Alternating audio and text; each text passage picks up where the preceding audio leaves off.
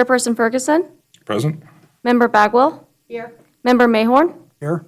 Member Molina, Here. a quorum is present. Okay, thank you. Public comments and discussion. The public is invited at this time to comment on and discuss any topic that is relevant or within the authority of the Carson City Audit Committee. In order for members of the public to participate in the committee's consideration of agenda item, the committee strongly encourages members of the public to comment on an agenda item during the item itself.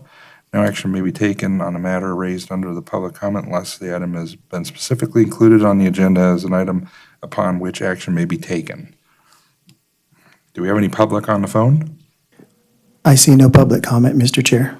Okay, thank you.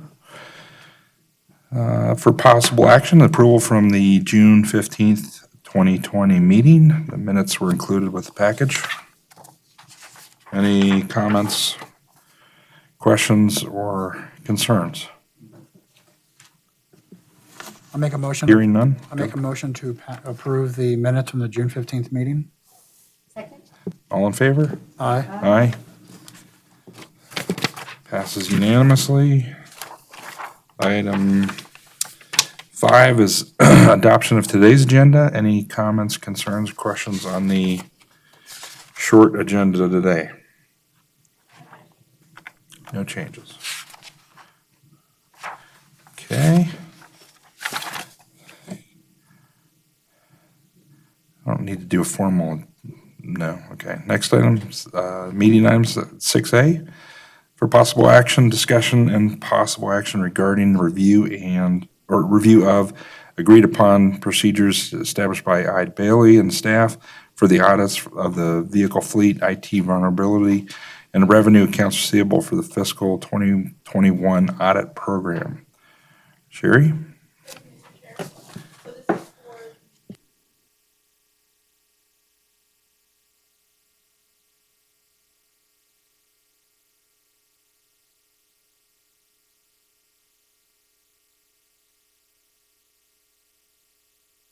And she'll walk through this with you.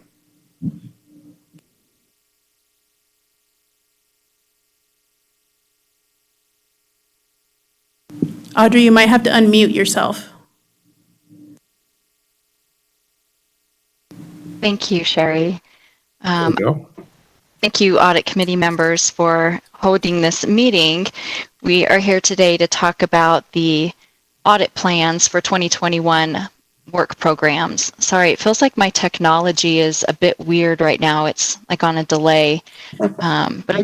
We do have 3 audit programs, one of which was presented to you last audit committee in 2020 that we carried forward to 2021, and then 2 that are new. So we have the vehicle fleet audit program, and we have the internal audit, internal and external vulnerability IT assessment, which you have those audit programs in front of you.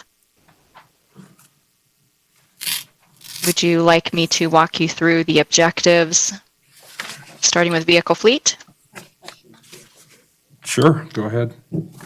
Go ahead, Lori. So Maybe, Audrey, we could just talk on the agreed upon procedures on the vehicle one. I'm wondering, and maybe it's just my reading of it, do you actually look at the parts that are ordered to determine that they're the appropriate parts? I didn't really see that in the procedure, so it's not that you're just looking at the volume of the inventory, or did they count the inventory? Do you make sure it's the proper inventory? Like, pretend we don't own any Nissans, but they have Nissan parts that were ordered. Does that make sense what I'm saying? That the other cross-check is to make sure that only parts that belong to our fleet are being ordered. And that's not in your audit program that you are looking at, so you are correct with that assumption. We did not include the looking at parts and whether or not they are appropriate, because we would be relying on management and the individuals who are over that purchasing process to be ordering what they feel is appropriate, given the purchasing contracts, the number of items that they need, hopefully getting a purchase price discount. Means of doing that have showed up in like P-card audits, purchasing audits. Looking at this would probably go more into a fraud, waste, and abuse type of area where we would be looking at that appropriateness of that item to there. And in the scenario that you gave, there may be parts that Nissan has that works in a Ford or a Chevy. I don't know if that's true, but this would be, again, management's area of expertise that is as an internal auditor, it would take us more into the realm of we would need to investigate from a fraud or waste or abuse, more of a forensic approach. If that's something you would like added, I would need to modify your work program and identify how long that might take. Well, I think for me, everything is it that you're testing even the procedure for management, or that it's in a procedure? Maybe that, who is actually doing that and saying, wait a minute, part Yeah. number 12977 doesn't make any sense to buy, because maybe the guy turns in a fleet order to purchasing that has, 50 part items. So what is the process that we have in place to make sure we're only ordering parts that are usable in our fleet? And just something should be used, and it may be that, like you said, it comes up with a little issue, and then that gets referred for further investigation, but what triggers it in the first place? And that's a really great way to look at it, is we will go in there and request their policies and their procedures, their flow charts. We will interview all the key individuals of fleet management, the personnel and the staff. We will look to see if they have sufficient procedures in place for repairs, for purchasing, for fleet maintenance, and looking at a complete listing of all their vehicles, looking at the preventative maintenance that has taken place, their inspections, the repairs, their maintenance logs, even all the way through to internal billing and making sure the departments are paying for their share of that maintenance. So during that process, we will be doing a preliminary risk assessment, and if we're identifying that something is falling down with the internal controls or compliance or their procedures or their documented procedures, if something is not aligning, we will definitely look in that area more closely. Right now, this is just a generalized overview of what we'll be looking at, and we'll focus in more in those areas that we identify as higher risk through that process. May I follow up with a question, Mr. Chair? Sure, go ahead. So maybe it's a discussion when you're looking at the inventory. So are you going to be able to see beginning inventory of an item, additions, deletions, and ending inventory, and potentially be able to say there were no changes in this inventory item, and maybe that's something you start looking at to say, whatever, we have this part and it's been on the books for however long, and yet we don't see it ever getting a work order and getting the item, I don't know. I just would like a little bit of a high level, at least, look at the parts themselves in some manner to make sure we have a good internal control there. So question on that, do parts for vehicles fall under the fixed asset? Would it typically fall under a fixed asset audit, or? No, because they're too small. Yeah, small? only if we rebuilt a whole engine that extended the life would it end up in capital. Okay. I guess I just want to be assured, Audrey, that we're hitting a really good internal control on probably a higher risk area than some other potentials. Yeah, no, I would. No, that's a really good procedure to include, is that inventory piece. And you're right. The example that you gave, by looking at the beginning inventory, the additions, the subtractions, and then the ending inventory, if something is sitting in your inventory for a long time, that should be hitting a monitoring report of obsolete inventory, so long on hand that you're not using.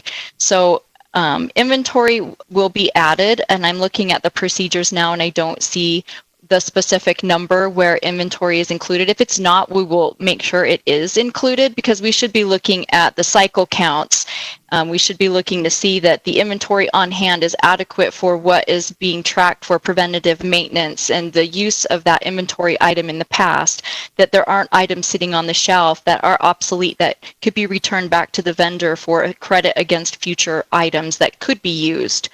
So looking at the safety and security of the items, and I know it's in piecemeal here, we've broken out in sections of security, and we'll make sure that inventory is definitely on there. So another question, Sherry, are the parts that are bought for vehicles, are they purchased through the normal purchase order system? Yes, they are okay. either AP if they're under $5,000, or if it's a big order, then they would have to have a PO. Okay, and then is the maintenance done in-house, or do we outsource it to a local shop? Both. We do have a fleet maintenance department that does the oil changes and the things they're qualified to do. But if there's a problem that they're not qualified for, they'll go out and get quotes from different shops and pick the least expensive shop. Okay, and then do we have I imagine we have a fleet card program for We do. fuel purchasing? We do. Okay, those help out a lot. Did we Yeah. look at that at all under the P card audit, or is that going to be separate? The fleet card's separate, so it wouldn't have been through the P card process. Okay. Yeah. Okay, good. And then do all the city vehicles, every one of them has GPS? Yes, they do. Okay. That makes it a lot easier. So, good. Questions, comments? I want to move on to the IT audit. The IT vulnerability audit will include both an internal and an external vulnerability test, and this is to determine the city's data network is protected from the unauthorized access and whether or not controls are effective in protecting the network confidentiality, integrity, and availability. This is one that we are working with your deputy CIO, and he has looked at the audit program as well and has identified this is the approach that works best for the city. You'll see that there's a combination of audit procedures here, starting with an internal vulnerability test. This will all be done remote. The city had a remote vulnerability scan done last December. So working with the deputy CIO was to ensure that we didn't have duplicative steps here that was not beneficial to the city. We will also be validating to some degree issues that were identified in the last or areas of concern or weaknesses. Those were addressed from your last vulnerability scan. So this, what you're seeing here, it will be executed by our IT group within Eide Bailey, which we call our Risk Advisory Services Group, and they will execute these steps. Hey, Audrey, are they, are folks within that function, are they certified information systems auditors? Yes, they are. Okay. They're certified ethical hackers, they're CISOs, there's a lot of credentials that they hold. There are. Thank you. Good.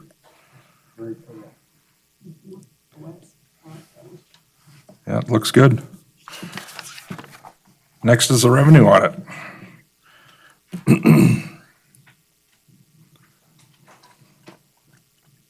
And as mentioned before, this one has been brought to your attention before, and this is to assess the revenue capture and the collection process.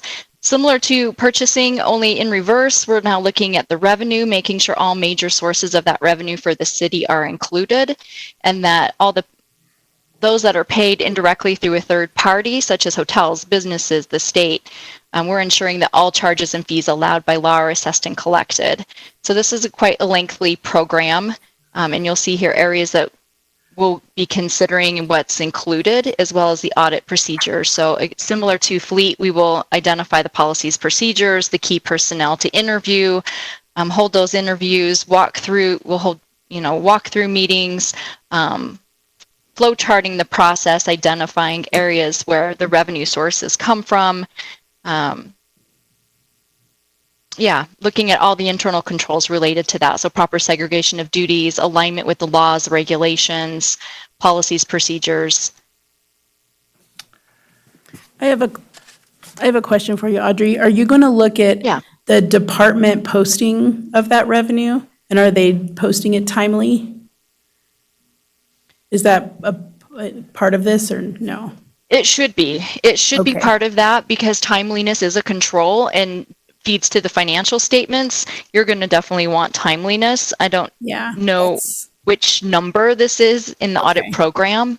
Okay, I that's have just it a written down concern here I to have because reconcile. our old system, when we moved from the old system to the new ERP system, the old system, we only had to post revenues the 15th of the month and the last day of the month. And so the, treasurer's office would get this big bucket of, I mean, it would all go to the bank, but they get all this paperwork and reconciling of that deposit, only twice a month, and that's when it got posted. So with the new system, it should be being posted daily, and I just want to make sure everybody's doing that because they've been instructed to do that, so. That sounds critical. That needs to Yeah, happen. And definitely. we will have that. Thank you. Audrey, question, have there been many changes with RevRec, kind of like on the private industry side, there's been ASC 606, a whole bunch of changes in RevRec, related to software and technology companies. Has there been much change on the governmental side? Not yet. It's I'm coming sh- down the pike, though. Yeah, there's definitely changes when it comes to revenue recognition. It's not my forte. It's not something I stay up on, but I do know that it is coming down the pipeline, and I'll need to come up to speed on that. Part of the audit procedures is the timing of that and also the research with regards to those changes as it relates to your city as an entity and the revenue recognition. So researching and seeing where that applies to you may be not applicable, but if it is, that's included in your program. Okay, good. Other questions, comments? Hearing none? Do you have a motion to approve the audit programs as presented? Yeah. Because I added in inventory. Okay. As discussed as well. I move to direct Ide Bailey and staff to proceed with the agreed-upon procedures as discussed on the record today. So small update in the inventory, stuff on parts. I'll second. All in favor? Aye. Aye. Okay, next item is related to discussion regarding the fiscal year 2020 audit program update and hotline activity. Sherry? We just went through this about a month ago, so I don't know that Audrey will have any information for you, but I did want to have this at every meeting, just in case there was something that came through on the hotline, since I don't get that information. So I'll turn it over to Audrey.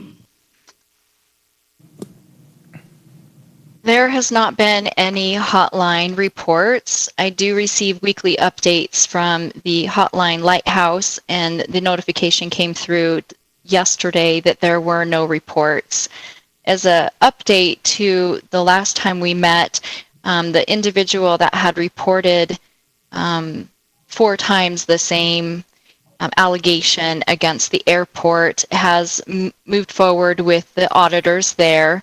And then Nancy Polson has moved that forward through to the board and just discussed that with the auditors for the airport this morning, and they were looking to see if Nancy had forwarded that information on to anyone else but the board. So it's back on me to close the loop on who is notified, and I know it's a small entity. There's probably less than a handful of employees, so if she did send it, it's likely just to the board. So that's the update on the hotline. Okay, thank you. I know I've asked this question before, but I just want to make sure. The hotline number is advertised, broadcast, it's out there for both public and employees? Yes, it's Okay. on the website. It's on the website? So you can find it's right on the front page of the website. Okay. Good. Thank you. Very quick meeting. Item 6C, discussion regarding the next audit committee meeting. Yes.